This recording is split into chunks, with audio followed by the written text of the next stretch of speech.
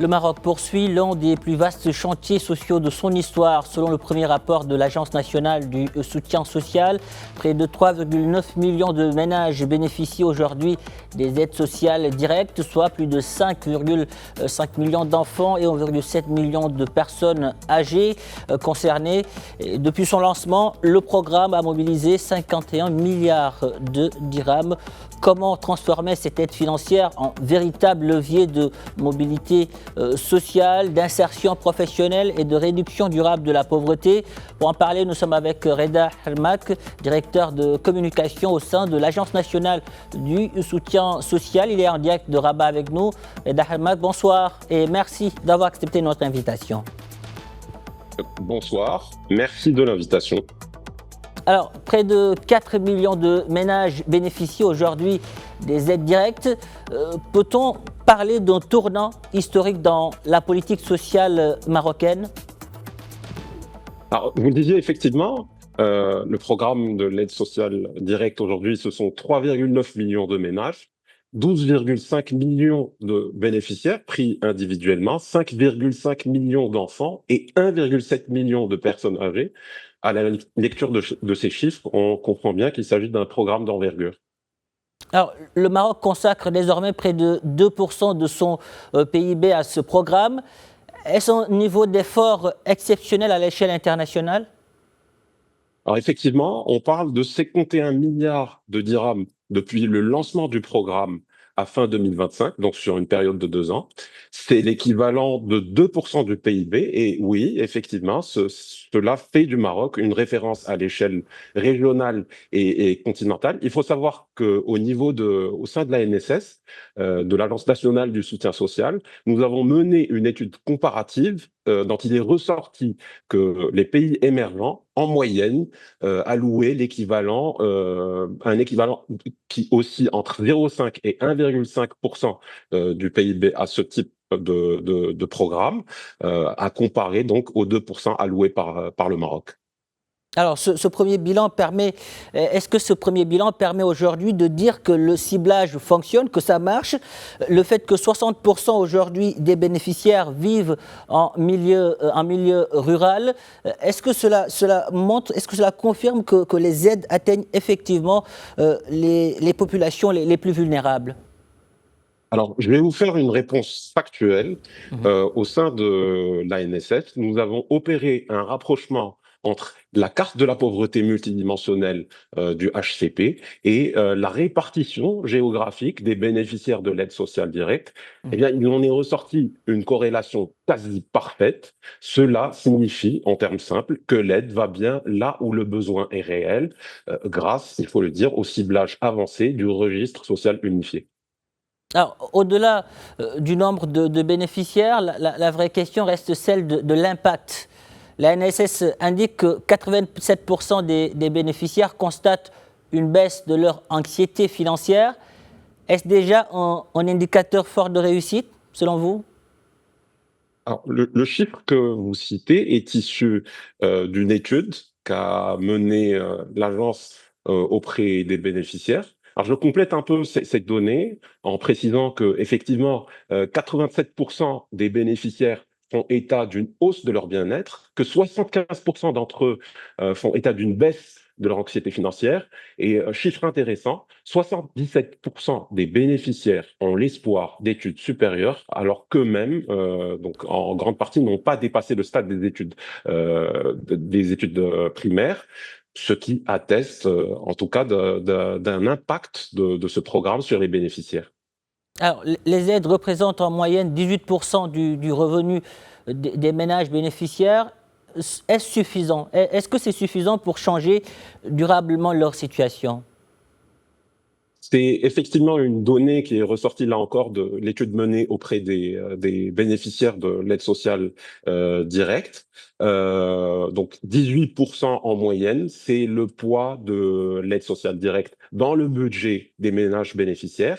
Et il faut savoir qu'aujourd'hui, l'aide sociale directe, c'est une allocation qui varie selon les bénéficiaires, selon la physionomie de leur ménage, entre 500 dirhams et 1350 dirhams.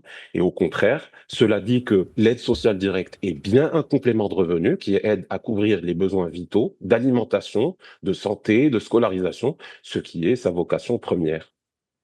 Et comment mesurer concrètement l'efficacité d'une politique sociale de cette ampleur? Vous disiez il faut regarder davantage les effets sur la santé, l'éducation, la scolarisation dont vous parliez il y a quelques instants, ou encore l'insertion professionnelle?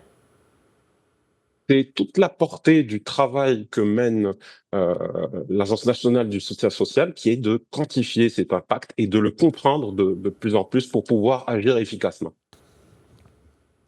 Et distribuer une aide, c'est une chose, on est d'accord, sortir durablement les familles de la vulnérabilité en est une autre. La NSS affirme vouloir passer progressivement d'une logique d'assistance à une logique d'inclusion productive. Que signifie ce changement? Alors, cela nécessite, d'une part, de développer une connaissance fine des bénéficiaires avec pour objectif de les accompagner de manière individualisée vers l'autonomisation et l'insertion économique et sociale. Donc, on parlait tout à l'heure de l'étude menée auprès des bénéficiaires de l'aide sociale directe. C'est précisément le but de cette étude, donc comprendre les bénéficiaires. À côté de cette étude, nous avons mené un travail de clusterisation, donc une étude statistique poussée pour segmenter les bénéficiaires en se basant sur un ensemble de critères socio-démographiques. Il en est ressorti 5 profils types de ménages. Le détail de cette segmentation est d'ailleurs consultable au niveau du rapport annuel de l'agence que vous citiez tout à l'heure. Donc à partir du moment où vous avez cette connaissance pointue, fine des bénéficiaires, vous êtes en mesure de mieux les accompagner, de favoriser un peu leur insertion économique et sociale. Alors, comment ça se fait concrètement? Eh bien, ça se fait essentiellement à travers des représentations territoriales. Donc, l'ANSS, il faut comprendre que l'ANSS, de par son cadre législatif, est appelée à établir des représentations territoriales. Une première représentation est aujourd'hui opérationnelle au niveau de la province de Jilida. 2 autres représentations suivront cette année à Sidi Qasim et Tsaounet.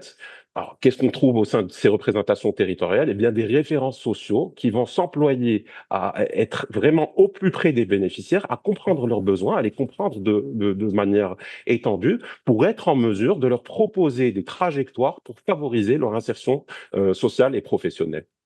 Donc, si je comprends bien, ce sont autant d'actions que vous menez pour que certaines familles ne deviennent pas, on va dire, durablement dépendantes de l'aide publique.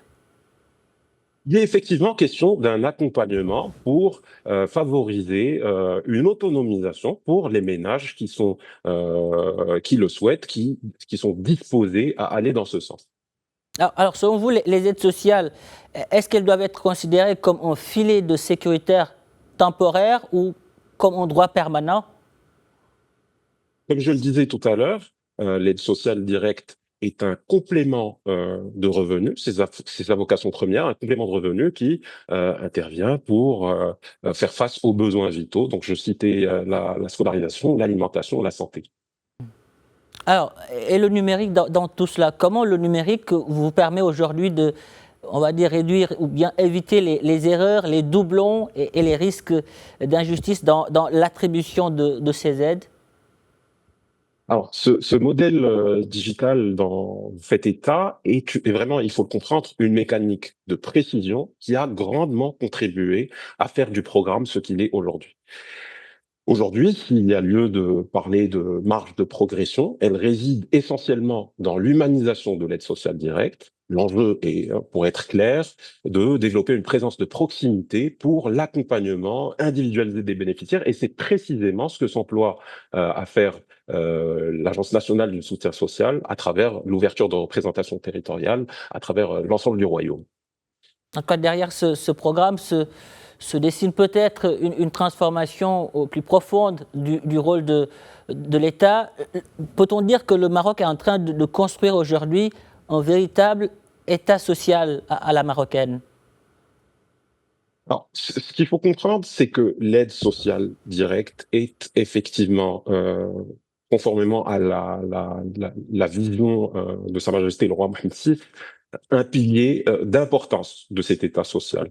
Et le principe pour une agence d'exécution comme l'Agence nationale du soutien social est de évaluer, gérer ce programme afin qu'il puisse atteindre ses objectifs au mieux. Reda Hermat, merci. Merci pour toutes ces précisions. Merci d'avoir répondu à nos questions. Merci à vous.